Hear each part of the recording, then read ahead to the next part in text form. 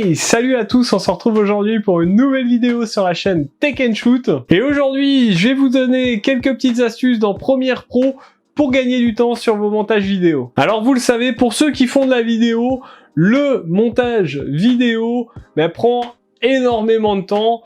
Pour ceux qui ne le savent pas, en gros sur les vidéos que vous voyez sur ma chaîne YouTube qui font 10 minutes, un quart d'heure ou 20 minutes, ça me prend entre 3 et 5 heures de montage vidéo. Donc ça prend énormément de temps. Des fois ça peut prendre beaucoup plus de temps suivant la difficulté du montage, le nombre de rushs, etc. Et il y a quelques petites astuces pour aller un petit peu plus vite, gagner du temps et obtenir un montage sympa et rapide. Donc je vais essayer de te donner quelques petites astuces. Alors j'ai pas la prétention d'être un professionnel du montage vidéo, il y a des pros qui le font bien mieux que moi, mais j'ai quelques petites astuces qui me permettent de gagner un peu de temps sur mon montage et j'espère qu'elles te serviront à toi. En tout cas, si elles te servent, n'hésite pas à me le dire en commentaire. Si tu as d'autres astuces, n'hésite pas à les donner en commentaire, ça aidera tout le monde. Et puis n'oublie pas de t'abonner à la chaîne et de cliquer sur la petite cloche pour recevoir une notification à chaque fois que je publie une nouvelle vidéo. Allez, on va changer de décor, on va se retrouver sur mon PC et puis je vais vous donner toutes ces petites astuces qui, je l'espère, vous seront utiles. Allez, on va tout de suite parler de la première astuce sur Adobe Premiere Pro. Une petite astuce qui va vous faire gagner un temps de ouf sur vos montages vidéo. Et bien tout simplement, quand vous voulez par exemple découper ici, on va dire qu'on veut découper là, pour éviter juste de faire le raccourci habituel, c'est vous coupez, hop, vous revenez sur la flèche, vous enlevez ça, vous sélectionnez tout, vous déplacez. Et bien tout simplement, lorsque vous êtes là, vous tapez sur Q, hop, et vous voyez que ça coupe automatiquement et ça vient coller tout votre projet à la précédente coupure. Donc ça vous fait gagner un temps de ouf sur vos montages. Et c'est vraiment une astuce que je vous conseille d'utiliser. Parce que vous allez gagner un temps de fou. Alors c'est pareil, on est toujours sur les raccourcis clavier. Je vous parlais juste avant de couper vos montages. Donc vous avez compris, pour couper, vous appuyez sur la touche C de votre clavier. Lorsque vous appuyez sur la touche C, vous voyez, hop, vous avez le petit outil couper et vous pouvez couper là où vous voulez. Donc ça vous fait gagner un temps fou. Et lorsque vous êtes sur l'onglet couper là et que vous voulez revenir sur l'outil sélectionner, vous allez tout simplement cliquer sur votre clavier sur la touche R, ce qui va vous faire revenir à la petite flèche et vous allez pouvoir sélectionner et non plus couper. Donc ça c'est pareil, C et R, ça vous fait gagner un temps de fou sur vos montages vidéo. Les raccourcis clavier, c'est vraiment hyper important sur Premiere Pro quand vous montez une vidéo. Ça va vous faire gagner un temps assez fou et du coup vous passerez beaucoup moins de temps à monter vos vidéos, vous galérerez beaucoup moins. Alors autre astuce qui va vous faire gagner du temps et qui est assez simple aussi, je ne sais pas si vous le savez, mais sur Adobe Premiere Pro on a beaucoup de possibilités et souvent on veut ajouter un peu des effets audio sur notre clip, sur nos rushs. Donc là vous allez aller dans la partie audio en haut. Et vous voyez que à droite ici tout de suite vous avez des choses prédéfinies. Donc pour ma part ici c'est du dialogue. Donc je vais cliquer sur dialogue et là tout de suite vous avez des effets prédéfinis. Donc on peut mettre un peu de dynamique, l'equalizer, si vous voulez, voilà, une voix de podcast par exemple, vous pouvez optimiser la parole. Clac. Ajouter un peu de reverb si vous voulez, modifier directement le niveau et là en fait tous vos effets sont ajoutés directement, donc ça vous fait gagner quand même pas mal de temps. C'est assez simple d'utilisation et c'est assez efficace. Moi perso c'est comme ça que je fais pour toutes mes vidéos. J'ai découvert ça il y a peu de temps et ça m'a fait gagner un temps de ouf parce qu'avant j'allais tout simplement vous voyez, sélectionner un effet, le chercher, hop, le glisser sur ma vidéo, alors que là vous allez là-dedans, hop, vous cliquez et tous vos effets sont appliqués d'un coup. C'est hyper simple et pareil, c'est une astuce qui vous fait gagner pas mal de temps. Alors autre astuce pareil qui va vous faire gagner du temps, qui va vous rendre les choses un peu plus faciles, c'est au niveau de la colorimétrie. Alors vous le savez, hein, tout le monde fait un petit peu de colorimétrie quand on apporte ses rushs dans Premiere Pro. Moi je le fais, je suis pas un professionnel, j'ai pas des notions de ouf, mais j'essaye de faire un petit peu de colorimétrie. Et il y a un petit outil qui est assez sympa, qui est assez pratique d'utilisation, qui va vous faire gagner du temps. Alors ça sera pas pour faire de la colorimétrie au niveau pro, mais pour vos montages traditionnels, ça va le faire largement. Alors il suffit d'aller ici, vous voyez, vous avez couleur lumétrie. Alors si vous l'avez pas, il suffit d'aller dans fenêtre ici et vous cliquez sur couleur lumétrie, comme ça il va apparaître ici. Et déjà si vous avez une balance des blancs qui est pas exceptionnelle, qui est pas ouf, et bien ici vous voyez vous avez une petite pipette que vous allez sélectionner et vous allez aller chercher sur votre image la partie la plus blanche. Donc si vous avez du blanc, hein, c'est parfait sur l'image comme ici.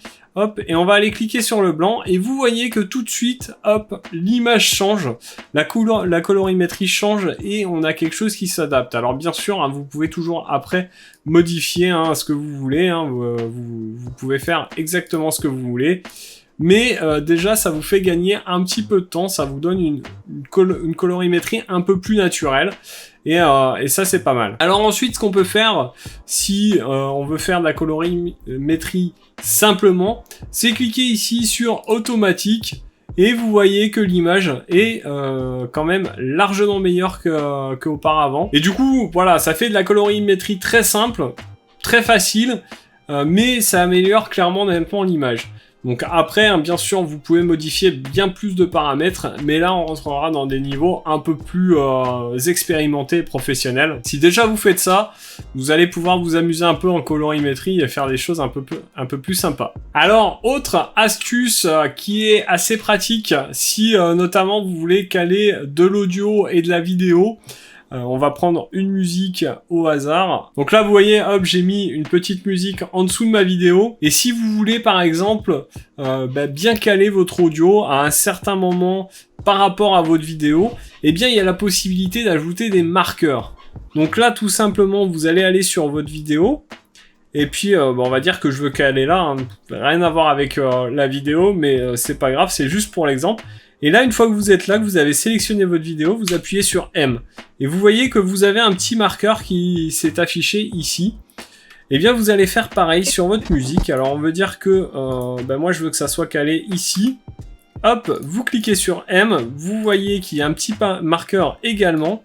Et là, à chaque fois que vous allez avoir un marqueur, vous voyez, hop, vous allez pouvoir synchroniser plus facilement votre piste audio et votre piste vidéo par rapport à ce marqueur, et ça vous facilite grandement la vie, ça vous fait gagner pas mal de temps. Alors enfin, la dernière astuce, c'est pas réellement une astuce, c'est plus mes paramètres d'export, puisque on sait jamais un peu trop quoi choisir, et souvent quand on arrive sur YouTube, on a une super qualité vidéo de notre vidéo qu'on a encodée sur notre Premiere Pro, et on la met sur YouTube, la qualité est moins bonne. Alors pour ça, il y a une astuce et je vais vous la montrer. Donc là, on va tout de suite exporter la vidéo. Hop, vous allez dans exportation média. Donc vous voyez que là ici, j'ai une préconfiguration YouTube 4K. Vous pouvez enregistrer vos préconfigurations en faisant ici, vous voyez, hop. Là, je peux pas puisque c'est une préconfiguration qui est directement enregistrée. Mais une fois que vous avez fait vos réglages, vous enregistrez votre préconfiguration et vous voyez quand vous dépliez, eh bien vous avez direct vos préconfigs qui sont ici et ça va vous faire gagner du temps. Vous n'aurez pas besoin de régler tous les paramètres à chaque fois. Donc la première chose qu'il va falloir faire, ça va être de vérifier quand même que votre fréquence d'image, etc. est bien en rapport avec votre source. Donc vous voyez que moi, ma source est en 25 images par seconde, donc la sortie sera en 25 images par seconde. Pareil, je suis en 3840 par 2060 à la sortie, comme pour la source. Donc ça, c'est pareil, c'est une petite astuce. Si vous voulez, vous pouvez modifier ici votre définition. Donc vous allez pouvoir soit downscaler, donc si vous filmez en 4K, rendre par exemple la vidéo en 1080p, c'est possible, il suffira de modifier ici largeur hauteur, donc pour ça vous décliquez là et vous allez pouvoir changer les paramètres, mais vous allez pouvoir aussi upscaler. Alors par exemple, vous avez tout filmé en 1080, et vous voulez encoder en 4K, eh bien, il suffira de mettre ici 3840 par 2160 et votre vidéo sera en 4K. Alors bien sûr, vous n'aurez pas la qualité d'image de la 4K, hein, c'est de l'upscale, ça aura une définition 4K, mais en ayant filmé avec du 1080p. Ensuite, ce que je vous invite à faire, c'est à cliquer ici, rendu à la résolution maximale, ça va éviter d'avoir des pertes de qualité, ça c'est hyper important. Performance, eh bien ici, vous avez soit le codage matériel, soit logiciel. Moi, je vous invite à mettre matériel. Et ici, de mettre en 5.2. En tout cas, si vous avez du 1080p ou du 4K. Après, ça dépendra aussi des performances de votre PC. Mais mettez ces paramètres-là, ça vous évitera d'avoir des pertes de qualité vidéo. Ensuite, chose très importante, de base, ça n'y est pas. De base, on est en VBR, donc ça c'est le débit variable VBR. Et le débit variable, en fait, ça va s'adapter tout au long de la vidéo. Et ça, c'est pas ouf pour la qualité. Donc moi, je vous conseille de vous mettre en CBR, en débit constant. Et à vous de voir, moi je suis réglé à 100 mégabits seconde. Ça permet d'avoir un bon débit. Après, ça fait jouer sur la taille du fichier. Donc, regardez bien. Parce que vous voyez que là, si moi je me mets à 40, mon fichier ne fera plus que 2 Go. Par contre, si je me mets à 100, on est à 5 Go 2. Donc ça, à vous de voir. Moi, je vous conseille de mettre 80, 100. Après, voilà, ça dépendra de la place que vous avez sur vos PC, de la performance de votre PC, etc. Et ensuite, dernier petit point à cliquer, c'est ici. Utiliser la qualité de rendu maximale, ça c'est hyper important. Pareil, ça vous évitera des pertes de qualité sur votre image. Et donc une fois qu'on a fait ça, eh bien on a exporté notre fichier et tout va bien. Et donc voilà un petit peu toutes les petites astuces que je pouvais vous donner. J'espère que cette vidéo vous aura plu. Si c'est le cas, n'hésitez pas à laisser un petit commentaire, à vous abonner à la chaîne, c'est hyper important. Laissez votre plus gros pouce bleu. En attendant, nous on se retrouve dans une prochaine vidéo. Prenez soin de vous, à plus et bon shoot!